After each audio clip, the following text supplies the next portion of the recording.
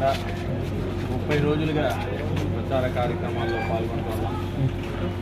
గతంలో గడప గడపకి 221 రోజుల పాటు ప్రతి గడపను తిరిగాం, ప్రతి ఇంటిని టచ్ చేయడం జరిగింది. మరి ఈరోజు కూడా ప్రతి సందులో కూడా వెళ్ళి మరొకసారి మీ ఆశీర్వాదం కావాలని చెప్పేసి ప్రజలందరూ కూడా కోరుకుంటున్నాం. మరి ఈ యొక్క 3 సంవత్సరాల కాలంలో మొదటి 2 సంవత్సరాలు కరోనాలో అందరం కూడా కోల్పోయినటువంటి పరిస్థితి.